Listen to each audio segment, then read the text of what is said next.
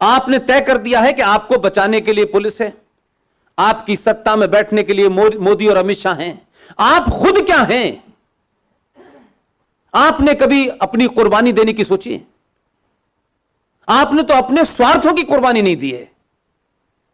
आप चाहते हैं आपके लिए कोई लड़े, आप नहीं लड़ना चाहते। मेरा बेटा पढ़ ले, मेरी बेटी इंग्लैंड चली जाए, मेरा बेटा अमेरिका में नौकरी करे और एक मकान वहां बना रहे, यहां कुछ होगा मैं वहां चला जाऊंगा।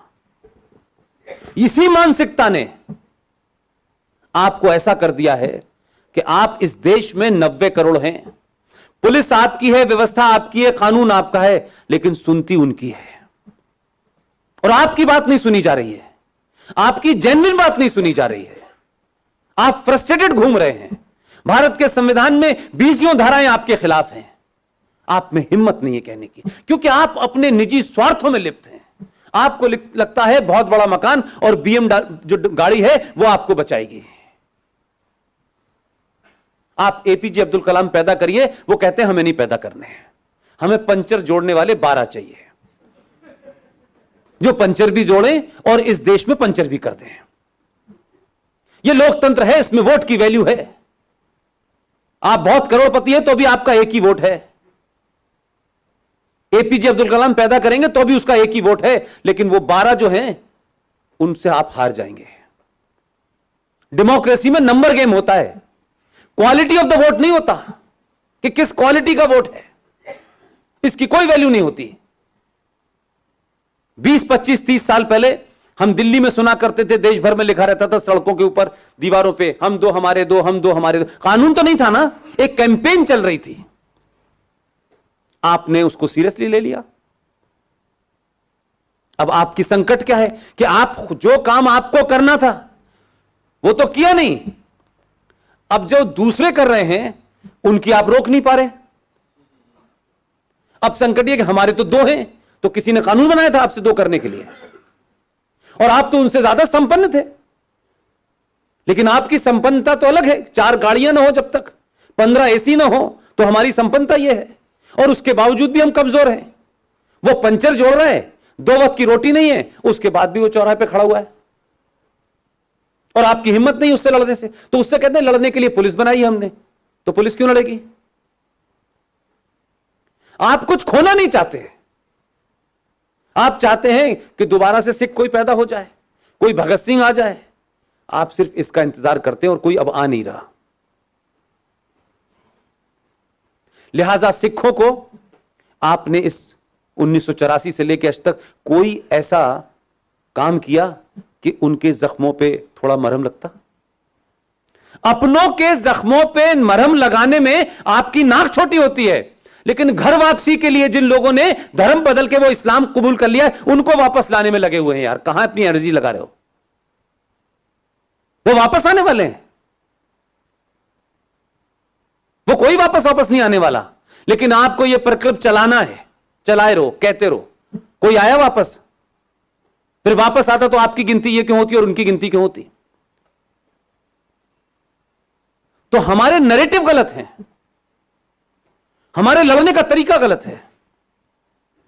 यह संकट हमने खुद पैदा किया है, और हम तो अजीबोगरीब लोग हैं भाई।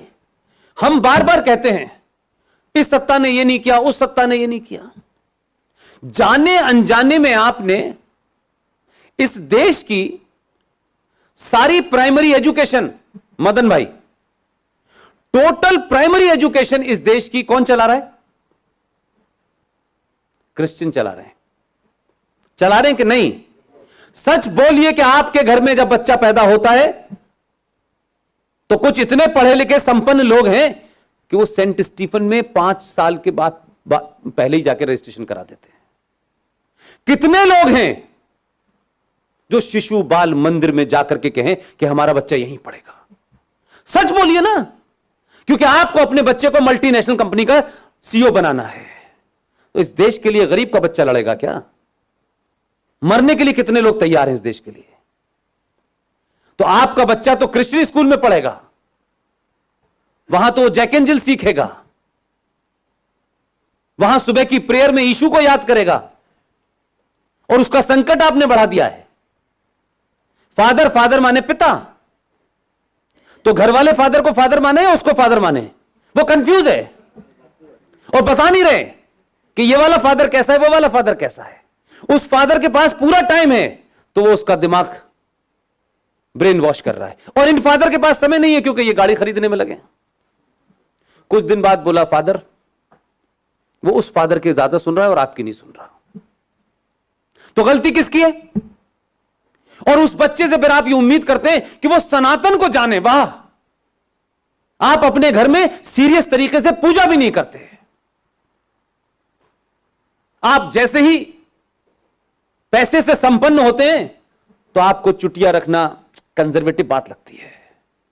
तिलक लगाना है क्या यार, ये ठीक है यार, इससे क्या पड़ता है। मैं कट्टर नहीं दिखना चाहता, मैं लिबरल दिखना चाहता। अपने आप ही तय कर लिया आपने। आप धोती पहनने में आपको शर्म आती है, आपको अपने त्योहारों को त्योहार की तरह मनाने में शर्म आती है, और धीरे धीरे वो पहचान अब आपकी ये हो गई है कि आपकी पहचान क्या है यह आपको भी नहीं पता। जिन्हें जैसी भी पहचान है दुनिया उनको बुरा कहती है, कहती रहे, लेकिन उन्होंने अपनी पहचान पे कभी कंप्रोमाइज नहीं किया। वो हिंदुस्तान का कोई कोना हो, छोटे भाई का पजामा बड़े भाई का कुर्ता पहन के घूम रहे हैं, उनको नहीं लगता लोग हमें मूर्ख कहेंगे। वो जैसे हैं वैसे ही हैं। उन्होंने अपनी शर्तों पे आपसे कहा, आप हमारी बात माने, हम आपकी बात नहीं मानेंगे। आप मानेंगे तो आप हमारे भाई हैं, नहीं मानेंगे तो हमारी आपकी कोई दोस्ती नहीं हो सकती। और पूरे हिंदुस्तान में जगह जगह मात्र 70 सालों के अंदर 1947 की हालत कर दी है। आज आपकी सत्ता है, कुछ ऐसे लोगों की सत्ता है जो राष्ट्र के प्रति चिंतित हैं, लेकिन 370 किसी मुसलमान से रिलेटेड है। लेकिन वो ये मानते हैं कि 370 ने भारत के जमीन के ऊपर एक राज ऐसा स्थापित कर दिया था कि जो संवैधानिक तौर पे टू नेशन थ्योरी को जन्म देता था। जिनका संविधान अलग था, जिनकी विधानसभा का टर्म अलग था, वहां भारत की सुप्रीम कोर्ट लागू नहीं होती थी, वहां भारत की संसद लागू नहीं होती थी। आपको 70 साल तो बौना बना के रखा ना। ये तो अलग बात है कि गुजरातियों ने जो गलती 1947 में की थी उसका प्रायश्चित जल्दी कर लिया। और अगर यह दौर ना था तो आप सिर्फ कुंठा में जी रहे थे, इन्फिनिटी कॉम्प्लेक्स में आप जी रहे थे। आप में हिम्मत नहीं थी कि औरंगजेब रोड क्यों होगी दिल्ली में, यह बख्तियार खिलजी के नाम से स्टेशन क्यों होगा, जिसने भारत की सनातन की पहचान नालंदा की लाइब्रेरी में 95 लाख किताबों के अंदर आग लगा दी, तहस नहस कर दिया। उनका मानना था कि एक किताब मिल गई है हमें, यही हकीम लुकमान का इलाज है, इस किताब में सारे जो है टेस्ट लिखे हुए हैं, अब किसी किताब की जरूरत ही नहीं है हमको। उसी के नाम से स्टेशन बना हुआ है। दुनिया पूछे कि आपने क्यों लिखा है, कि साहब इस आदमी ने महान कार्य किया, हमारी 95 लाख किताबें जला के लाइब्रेरी को राख कर दिया। उन्होंने तो एलेक्जेंडर की लाइब्रेरी जलाई थी भाई, वो तो किसी और किताब में यकीन ही नहीं करते, एक ही किताब में करते हैं। आप उनके साथ रहने पे मजबूर हैं, उनके टर्म डिक्टेट कर रहे हैं उसमें मजबूर हैं आप, क्योंकि आपको लड़ना नहीं है, आप सुविधा भोगी समाज के हिस्से हो गए हैं। मेरा कैसे जुगाड़ हो जाए, मैं कैसे आगे बढ़ जाऊं, मुझे इसमें मतलब है, मेरा भाई मर जाए कोई फर्क नहीं पड़ता, मेरा स्वार्थ होना चाहिए। लिहाजा ये एक अलग बात है कि कहते हैं कि मलेरिया की दवा खा लो तो 1 हफ्ते में चला जाता है, और दवा ना खाओ तो 7 दिन बाद जाता है। इस देश के पास अब कोई ऑप्शन ही नहीं था। सारे किस्म के आप इज्म टेस्ट कर चुके थे और इतने हराए और थक चुके थे, हर तरफ से आप इतने पिट चुके थे कि आपको लगता था कि हमारे पास कोई रास्ता नहीं है भाई। तब आपको लगा 2014 में कि क्या हम एक बार हिंदू होकर वोट दे सकते हैं, और आपने दे दिया। उसका नतीजा यह निकला कि जो लोग सत्ता पे बैठे, ईमानदारी से बात कीजिएगा, अगर आप मुझे वोट देंगे तो मैं वही करूंगा जिन लोगों का वोट लेके आए, क्योंकि मुझे मालूम है मेरे वोट देने वाले ताकतवर हैं, अगली बार मुझे हटा देंगे, क्योंकि जिस पर्पस से उन्होंने मुझे भेजा था वो काम मैंने नहीं किया। तो 70 सालों से जो लोग सत्ता पे बैठ रहे थे, उनके वोट देने वाले कौन थे? वही लोग थे जिन्होंने माइनॉरिटी कमीशन बनाया, जिन्होंने भारत के संविधान में अमेंडमेंट कर दिया, जिन्होंने सत्यम शिवम हटा दिया, जिन्होंने इस देश के अंदर हज का पैसा दिलवा दिया। उनको मालूम था हमारे लिए काम करेंगे, क्योंकि हमने इनको बता दिया हमारी ताकत पे हो तुम हमारी ताकत पे नहीं हो। लेकिन आपने पहली बार जिन लोगों को वोट दिया, उन्हें सड़क बनाने के लिए नहीं दिया था वोट। यह एहसास कराया, और उसके बाद 2019 में जब आपने दोबारा एहसास करा के 282 से 303 लाए, तो उनको समझ में आ गया कि यह समाज जागृत हो गया है, इसने मुझे वोट इसलिए नहीं दिया है कि रोज रनवे बन रहे हैं, रोज हवाई जहाज चल। भाई साहब, हवाई जहाज और हवाई चप्पल हम पहले भी पहने हुए थे, हमें कोई फर्क नहीं पड़ने वाला था। सड़कों में गड्ढे होने के बाद भी घर टाइम पे ही पहुंचते थे हम। लेकिन इस बार इसका एहसास कराया कि हमने राष्ट्र बनाने के लिए तुम्हें वोट दिया है। देश में और राष्ट्र में फर्क होता है, स्टेट में और नेशन में फर्क होता है। मैंने अभी कल परसों भी कहा कि 70 साल का इतिहास देखें तो हमें ऐसा लगता है Indian state was working against the interest of Indian nation. यह पहली बार मुझे लग रहा है, इसलिए मैं फिर कह रहा हूं, बहुत सारी गलतियां, बहुत सारी शिकायतें, बहुत सारे एजेंडे होंगे, देश की अर्थव्यवस्था बहुत खराब है, होगी। अर्थव्यवस्था तो पहले भी खराब थी, कौन सी नई बात हो गई?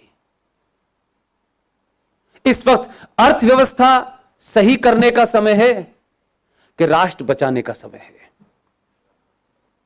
और सरकारें और समाज के बीच में जो कोऑर्डिनेशन होना चाहिए, वो मैं 70 साल में 25 साल की पत्रकारिता के बाद, राजनीति को पास से समझने के बाद, मुझे पहली बार ऐसा महसूस होता है कि सत्ता को यह पता है कि समाज क्या चाहता है, और समाज इस सत्ता को उस मुद्दे से, उस लाइन से, उस डगर से हटने देना नहीं चाहती। इसलिए ये बहुत तेजी से जो काम हो रहे हैं, वो इसलिए हो रहे हैं कि ये ऐसे मुद्दे हैं जिस पे बहुत सारे, जो पिछले 500, 600, 700 सालों के बाद जिन्होंने अपनी एक इनविजिबल सत्ता बनाई थी, उसको जब आप डिमोलिश करेंगे तो जगह जगह से, कहीं से आमिर खान चिल्लाएगा, कहीं से नसरुद्दीन खान चिल्लाएंगे, कहीं से कन्हैया, कहीं से उमर, कोई जेएनयू में होगा, कोई जादवपुर में होगा, ये सब चिल्लाएंगे। ये ऐसा नहीं था कि कहते हैं कि आपका आदमी काम करेगा तो ये चुप बैठेंगे। मुझे तो खुशी इस बात की है कि उन्होंने अपनी जगह बता दी है कि हम कहां कहां हैं, हम यहां यहां हैं, उन्होंने बता दिया है, वहीं वहीं कैमरे लगे हुए हैं। अब झूठ नहीं बोल सकते आप। अब सरकार भी अगर यह कहे कि नहीं ये दंगा इन्होंने नहीं कहा, तो सरकार क्या झूठ बोलेगी? पूरे देश में तो वो नंगे हो गए। आपका दबाव है कि सरकार को एक्ट करना पड़ रहा है।